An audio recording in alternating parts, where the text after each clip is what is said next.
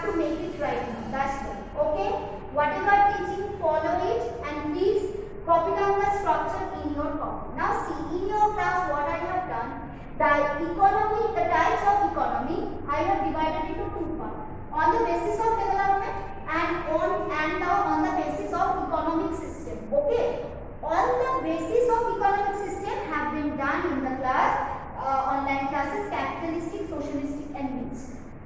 But what is remaining? On the basis of development. On the basis of development, a society can be divided into two parts. One is developed and another one is developing country, and another one you can say, write the backward country also, but okay, not required. First one, pay attention, what is developed country? By the naming you can understand that what is the meaning of developed country. Developed country means the country, I am writing it. Country who has high per capita income. Follow the word I am presenting over here. Developed country are those countries who has high per capita income. What is the meaning of per capita income? Per capita income means per head income. So see, what is the first thing?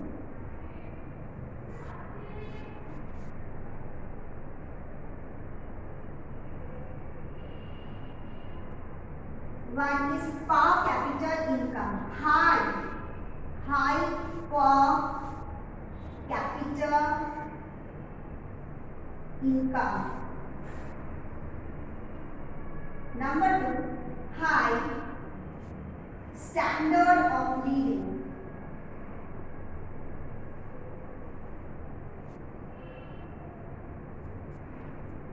Now we explain why this is happening. See, if I will tell about a developed country, first thing what we will strike in our mind is high per capita income and high standard of living. Means the country is economically, or that economy is economically prosperous.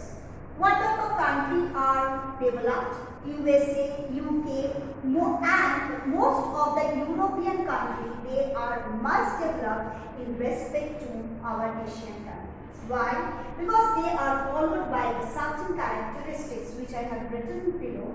High per capita income means per head income is the people have very good amount of income. They have good amount of money in their hand. As a result, their way of living is very prosperous. Now the question is that why do they have more money in their hand? The reason is third, industrialization. So when we are talking about any type of developed country, so this country must be industry based. There should be industrial prosperity. Otherwise, the economy cannot be strong, robust. Why? Because the industry, the way industry earn profit, no other sector can earn. What are the other sectors? Other sector comprises agriculture sector and service sectors.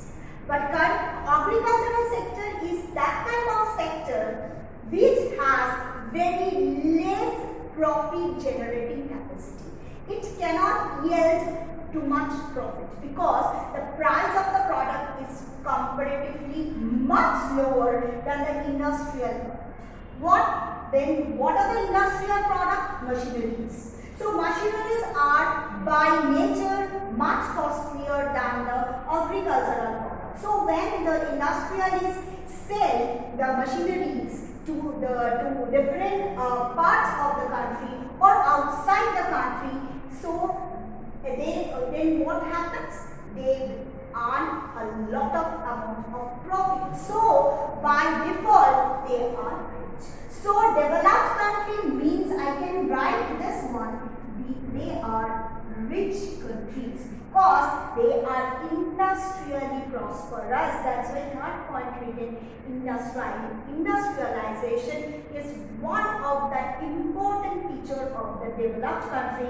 Means most of the developed country means somehow industrialization takes place. Population may not be the factor always all the time. It may be a factor, but always all the time it may not be the factor, but industrialization is one of the biggest factor. Very important point, number 4, narrow income inequalities. Very important point. Narrow income inequalities means that each and everybody, top to bottom, should have a decent standard of living. It is not like that rich means very rich and poor people will be found on the street. That is not that. Means that each and every people should maintain a certain standard. If you will go to Europe and you will see that the economic class is equivalent to our first class train. Economic class of that country is equivalent to the standard of our first class train. That is okay, understood. So that narrow income equality, it is not that the rich people are having much money and poor people, they don't have anything.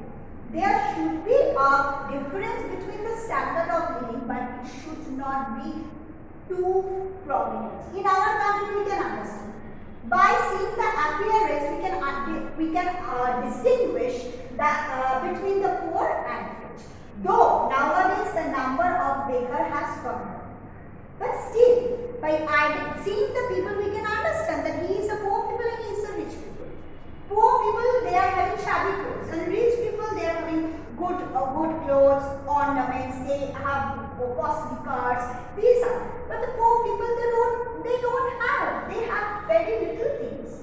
But that is not happening in the developed country. Everybody should maintain a certain standard. Clear? So narrow income inequality is one of the important point of this rich country or developed country. Next is high rate of savings.